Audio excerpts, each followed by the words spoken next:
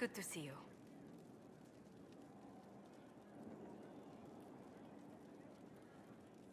Who rules Antiva? Officially, the Principality of Antiva is governed by His Majesty King Fugelno II. In reality, Antiva's merchant princes rule the country in everything but name. Quite loudly, I might add. What sort of dealings did you have with these merchant families? As ambassador, I attended Privy Council meetings in a mediatory capacity. May I just say, one has never heard an argument until they've sat in on 15 princes howling down each other's tariff suggestions. If you must deal with legislation, at least it's lively. It's all a part of life in Antiva. Our traditions value passion and romance. A certain exuberance of style. Are you positive you're Antivan? I can be most exuberant when it's called for. Just at the right moments, and in a proper fashion. Might we speak of something else?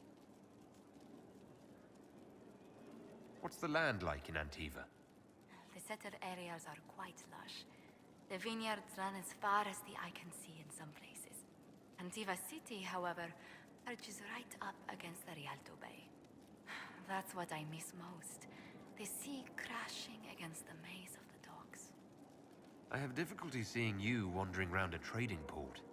Everyone in Antiva City spends time by the ships, my lord.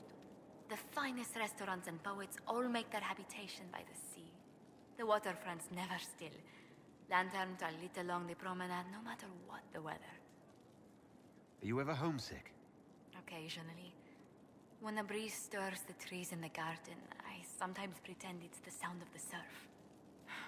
Do you know, I even miss those terrible squawking birds infesting the harbor. My youngest sister used to throw whole loaves of bread to the gulls. Silly thing. You haven't really gone into detail about how you know Liliana. We met... let me think. We met the last few years of my schooling, but we became friends after I became ambassador to Olay. It seems terrifyingly long ago now. How exactly did you and Liliana reconnect in the Inquisition? I discovered my family had been overcharging a merchant we traded with for months. Our name carries a great deal of trust in Antiva. I spent weeks arranging a string of favors as suitable recompense. Apparently satisfied, the merchant extended me an invitation to her estate. Liliana greeted me in place of the merchant. I assume the entire problem was some form of trial. You assume correctly. Liliana claimed she needed someone of painful integrity for the Inquisition.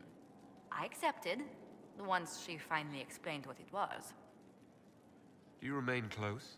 Yes, but she's grown so much more distant than the outgoing woman I met in Val Royeaux. Liliana used to wander the Orlesian courts, singing the sweetest songs, charming the greatest wits. Now she collects secrets and takes risks that would make empires tremble. I worry, but she will not hear it. Does Liliana confide in you? She enjoys revisiting our more disastrous adventures. Liliana used to concoct the most ridiculous plans. Run if you ever see her with a twine ball, a measuring stick, and a handkerchief. Tell me about the Montilliers. Well, my parents are alive and in good health. They live in our estate in Antiva City. Of my 4 siblings, most attend to the running of the family vineyards. That reminds me, I must ask someone to make sure Yvette attends the spring reception at the palace. My youngest sister has no head for social engagements. Why are you overseeing your siblings' social lives? It's Antivan custom. After a certain age, the heir apparent runs the family's estate to prove they're worthy of succession. If you're unfit for the task, the heads of the house, usually one's parents, may decree a new heir. What do these Antivan heads of the household do if they don't run it? They work and provide guidance. I've taken advice from my parents. Well, mostly mother. Father's more of an artist. It's rather gauche, but we never can dissuade him from running his own salons. Between him and my siblings, Mother's looking forward to my taking over the estate. I imagine there must be give and take between a family heir and their parents.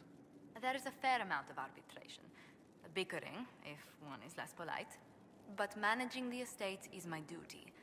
As much work as it is, I will not shirk it. Is running your family's estate that important to you? I'm responsible for their welfare. A Montilier never shuns their familial duty. Taxing, as those duties can sometimes be. I think you're too finicky to give those responsibilities to the rest of your family. You don't know them. But Lorien in charge, or Antoine, or Yvette? No, truly. It must be me. Where were you raised, Josephine? I was born in Antiva City, but when I turned 15, Mother declared I'd attend finishing school in Val Royeaux. But I bowled into her skirts the day I had to leave. Did they have to pry your fingers off the doorframe as well? Admittedly, I may have been a trifle sheltered, but my mother only wanted the best for me. Living in Orlais was an education in itself. What did you learn at this finishing school in Val Royeaux?